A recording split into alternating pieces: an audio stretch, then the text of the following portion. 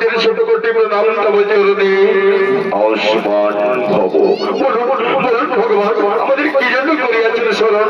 শোনজয় শোনো বিজয়, আমি বৈকুণ্ঠ ধামে এক দেবসভার আয়োজন করিয়াছি, তাই সমস্ত দেবগণ এখন বিশ্রামে রহিয়াছে, তাহাদের যাতে বিশ্রামে কোনো বিঘ্ন না ঘটে সেই জন্য তোমরা বৈকুণ্ঠের দ্বারে দ্বার রক্ষী হিসেবে দায়িত্ব পালন করবে।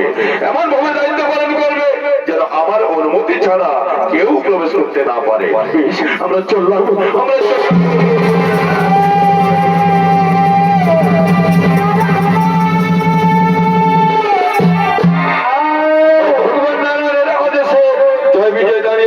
বৈকুণ্ঠের দ্বারে।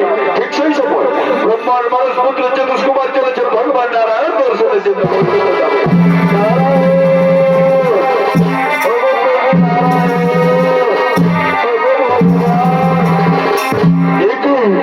আমি কি দেখছি আজকে হঠাৎ বৈকুণ্ঠের দ্বারে দ্বার রক্ষী জয় বিজয়, তবে কি আমায় প্রবেশ করতে দেবে না?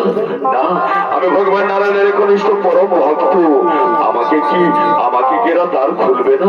ওরে জয়, ওরে বিজয়, দেখ বাবারা, আমি ভগবান নারায়ণের কনিষ্ঠ পরম ভক্ত, আমার জন্য দ্বার খুলিয়া দে, আজ আমি নারায়ণ দর্শন করিব বলিয়া ব্রত রাখিয়াছি। না না না মনিবর, না কিছুতেই না, ভগবান নারায়ণের অনুমতি ছাড়া আমরা কিছুতেই প্রবেশ করতে দেব না। আপনি ফিরে যান মনিবর, আজ আপনার নারায়ণ দর্শন কিছুতেই হইবে না। ওরে ওরে জয়, ওরে বিজয়, আমি অনুরোধ করছি বাবারা, আমার জন্য দ্বার খুলে দে, আমি বেশি বিলম্ব না করে এখনই ফিরিয়ে আসবো।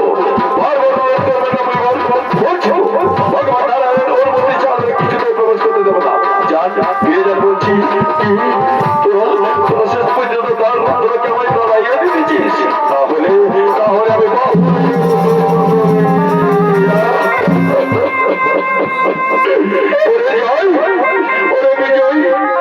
শেষ পর্যন্ত আমার অপমান করে আমার তাড়াইয়া দিতেছিস?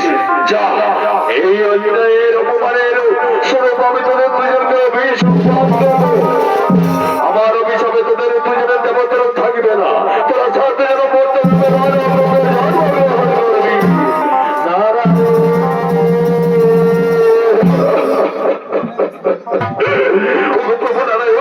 আমাদের কি দশা হইল প্রভু? আপনার আদেশ পালন করতে গিয়ে অভিশাপ থেকে মুক্তি করিয়া দিন প্রভু, অভিশাপ থেকে মুক্তি। ওঠো জয়, ওঠো বিজয়, শোনো জয় বিজয়, এই যে দুষ্কুমারের অভিশাপ আমি খণ্ডন করিতে পারিব না, কিন্তু সামান্য লাঘব করিতে পারি। তোমাদের সাথে জন্মে জন্মগ্রহণ করিতে হইবে না। তোমরা যদি তিন জনম আমার চরম শত্রু হইয়া মর্তভাবে জন্মগ্রহণ করিতে পারো, এমনকি তিন জনমেই আমার হাতে তোমাদের মৃত্যুবরণ করিতে হইবে। বলো, এর সাথে তোমরা মঞ্জুর? হ্যাঁ প্রভু, হ্যাঁ। আপনাকে ছাড়িয়া বৈকুণ্ঠ ধাম ছাড়িয়া আপনার চরম শত্রু হয়ে আপনার হাতে মৃত্যুবরণ করিয়া যদি আমাদের তিন জনমে মুক্তি হয় প্রভু, তাছাড়া শেষ হতে আমরা মঞ্জুর, তাহলে শেষ হতে আমরা মঞ্জুর। বেশ, তাহলে যাও বিজয়, তাহলে যাও। ওই সত্য যুগ, ত্রেতা যুগ এবং দ্বাপর যুগ, তিন যুগে আমার চরম শত্রু হইয়া তোমরা মর্তধামে জন্মগ্রহণ করবে।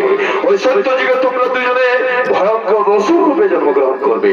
তোমাদের নাম হবে হিরণ্যাক্ষ এবং হিরণ্যকশিপু।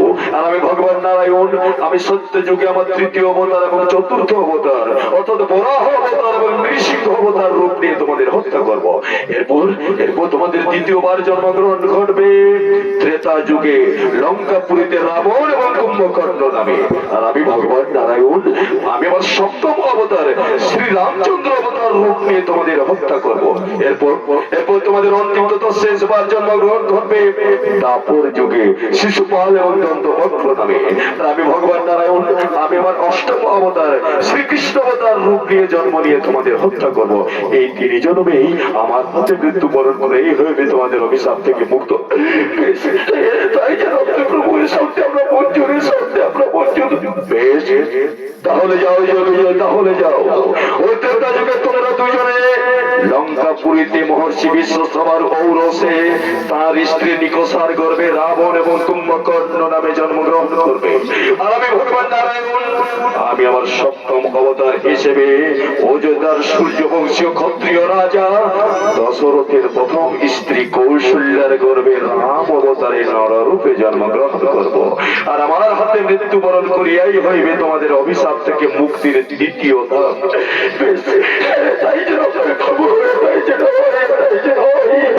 তাই ভগবান নারায়ণের কাছে আশ্বাস পাইয়া জয় বিজয় আনন্দে আত্মহারা হইয়া ধীরে ধীরে নৃত্য করিতে করিতে করিতেছেন গমন।